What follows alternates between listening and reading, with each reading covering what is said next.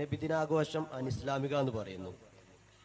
നബി സാഹബം ചെയ്തില്ല എന്ന് പറയും. പക്ഷേ നബിദിനാഘോഷം എന്ന് പറയുന്നത് നിസ്കാരത്തിൻ്റെ ഇടയിലോ ഹജ്ജിൻ്റെ ഇടയിലോ നോമ്പിൻ്റെ ഇടയിലോ ചെയ്യുന്ന കാര്യമല്ല. നബിയോട് സ്നേഹം പ്രകടിപ്പിക്കാൻ വേണ്ടി പുറത്ത് ചെയ്യുന്ന കാര്യമാണ്. പക്ഷേ വെള്ളിയാഴ്ച ജുമ്മയിലെ ഹുത്തുബ മലയാളത്തിൽ ഓതുന്നു. അൽ ഹുത്തുബത്ത് തെക്കുമ്പോൾ മക്കാമ റക്കായത്തെ മിനൽ ഫർദ് എന്നാണല്ലോ. അപ്പോൾ 4 റക്കായത്തുള്ള ളുഹ്ർ 2 റക്കായത്തല്ല ജുമ്മ നിസ്കരിക്കുന്നത്. അപ്പോൾ 2 റക്കായത്ത് നിസ്കരിക്കുമ്പോൾ 2 റക്കായത്ത് മലയാളത്തിലും 2 റക്കായത്ത് അറബിയിലും നിസ്കരിച്ച പോലെ ആവില്ലേ? അല്ലെങ്കിൽ നബിയോ സഹാബത്തോ മലയാളത്തിൽ ഹുത്തുബ ഓതിയിട്ടില്ല, അല്ല അങ്ങനെ ഓതാൻ പറഞ്ഞിട്ടില്ല.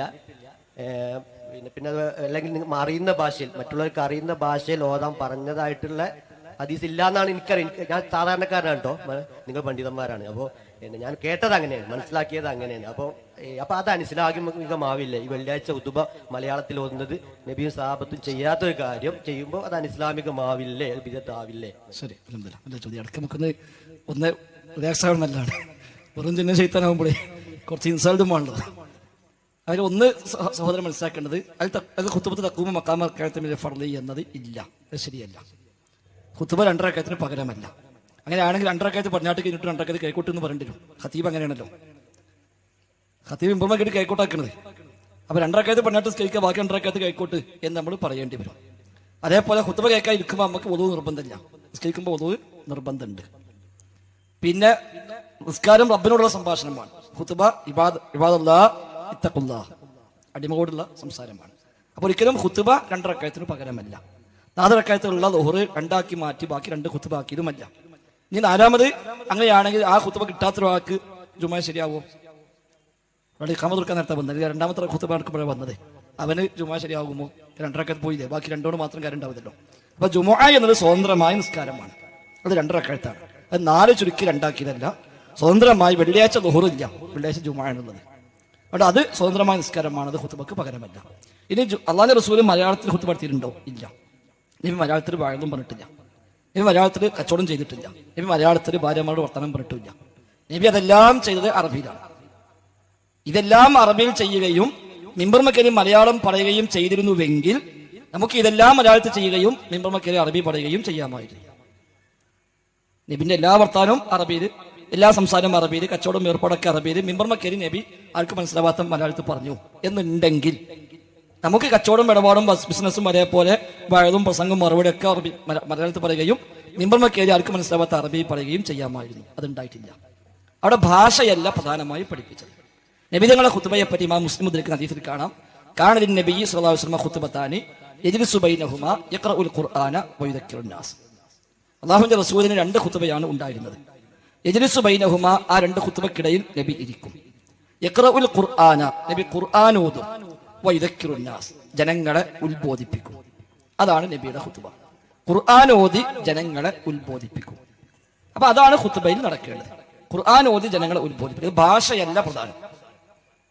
ഖുർആൻ ഓതി ഉത്ബോധിപ്പിക്കൽ ഏത് ഭാഷ നടക്കോ ആ ഭാഷയിലൊക്കെ പറ്റും. ഇവിടെ നാട്ടിൽ എല്ലാവർക്കും അറബി അറിയാം, അത് അറബി നടത്തിക്കോട്ടെ. എല്ലാവരും ഉറുദു അറിയാം, ഉറുദു ആയിക്കോട്ടെ. എല്ലാവർക്കും ഇംഗ്ലീഷ് അറിയാം, ഇംഗ്ലീഷ് ആയിക്കോട്ടെ. ഭാഷ എന്നതിനപ്പുറത്ത് നബിയുടെ ഖുതുബ ഇതാണ്, യഖറഉൽ ഖുർആന വയുദക്കിറുൻ നാസ്. നബി ഖുർആൻ ഓതി ജനങ്ങളെ ഉത്ബോധിപ്പിക്കുന്നു. മലയാള ഖുതുബ നടക്കുന്ന പള്ളിയിൽ ഒറ്റ വെള്ളിയാഴ്ച പോയാൽ ജീവിതത്തിൽ ഒരു ഉത്ബോധനം കിട്ടും.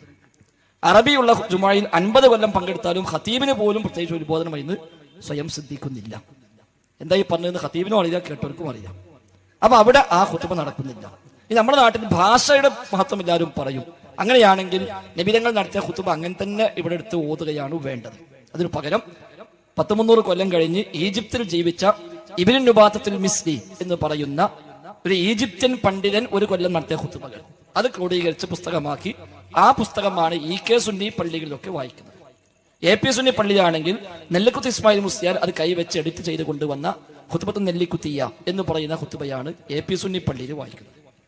ആ ഭാഷ മാത്രം റസൂലുള്ളാഹിന്റെ ഖുതുബ നെല്ലിക്കുത്തുണ്ട് എന്ന് പറഞ്ഞാൽ അത് ശരിയല്ലല്ലോ. അപ്പൊ അവിടെ ഭാഷ എന്നുള്ളതല്ല, അല്ലാഹുവിന്റെ റസൂലിന്റെ ഖുതുബയിൽ ഉള്ളത് യഖറഉൽ ഖുർആന വയുദക്കിറുൻ നാസ്, ഖുർആൻ ഓതി ജനങ്ങളെ ഉത്ബോധിപ്പിക്കുന്നു. അതാണ് ഖുതുബയിൽ നടക്കേണ്ടത്. അതുകൊണ്ട് അത് മുജാഹിദ് പള്ളികളിൽ നടക്കുന്നു. എന്നാൽ നബിദിനാഘോഷം അങ്ങനെയാണോ? അല്ല. നബിദിനാഘോഷം എന്തുകൊണ്ട് ബിദ്അത്ത് എന്ന് പറഞ്ഞു? നബിദിനാഘോഷം സുന്നത്താണ് എന്നാണ് സമസ്തക്കാർ ഔദ്യോഗികമായി പഠിപ്പിക്കുന്നത്. 2 പെരുന്നാളുകളെക്കാളും വലിയ ആഘോഷമാണ് ഈദ് മീലാദ് റസൂലില്ലാ എന്നാണ് അവർ എഴുതി വിട്ടത്. മുസ്ലിങ്ങൾക്ക് 3 ആഘോഷമുണ്ട്. ഒന്ന് ചെറിയ പെരുന്നാൾ, 2 ബലി പെരുന്നാൾ, 3 ഈദ് മീലാദ് റസൂലില്ല, മീലാദ് ആഘോഷം എന്നവർ എഴുതുന്നു. പരമ്പരയായി തുടർന്ന് വന്ന സുന്നത്താകുന്നു ഇത് എന്ന് സാക്ഷാൽ കാന്തപുരം മുസ്ലിയാർ പോലും എഴുതിയിരിക്കുന്നു. അങ്ങനെ ഇസ്ലാമിലേക്ക് കാര്യം സുന്നത്തായി കൊണ്ടുവരുമ്പോൾ അതിന് പ്രമാണം വേണം.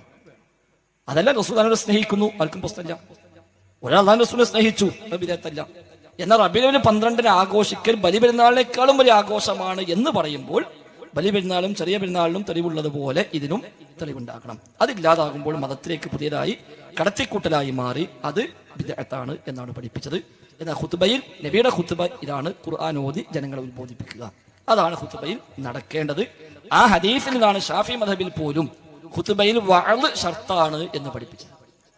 തഖ്വ കൊണ്ട് വസിയത്ത് ചെയ്യൽ, ഉപദേശം നൽകൽ, അത് ഷർത്താകുന്നു. ഖുത്ബക്ക് 5 ഷർത്താണ് ഷാഫി മദ്ഹബിൽ: ഹംദ്, സ്വലാത്ത്, അതേപോലെ തഖ്വ കൊണ്ട് വസിയത്ത്, മുഅ്മിനീങ്ങൾക്ക് വേണ്ടി പ്രാർത്ഥിക്കൽ, 5 ആയത്ത് ഓതൽ. ഈ 5 നിബന്ധന ഉണ്ടെങ്കിലേ ഖുത്ബ ശരിയാകുന്ന. അപ്പൊ അതിൽപ്പെട്ട നിബന്ധനയാണ് തഖ്വ കൊണ്ട് വസിയത്ത് ചെയ്യൽ, ഒരു ഉപദേശം നൽകൽ. അതാണ് ഖുത്ബയുടെ മർമ്മം. അത് അറബി പറഞ്ഞാൽ എല്ലാവർക്കും കിട്ടുമെങ്കിൽ അറബി പറഞ്ഞാൽ മതി. അതല്ല അധികമാക്കും അറബി അറിയില്ല എങ്കിൽ ഏതാണോ അവിടെ കൂടുതൽ അഭികാമ്യമായ ഭാഷ, ആ ഭാഷ അവിടെ ഉപയോഗിക്കാം എന്നതാണ് അതിൽ നിന്ന് മനസ്സിലാകുന്നത്. അല്ലാഹു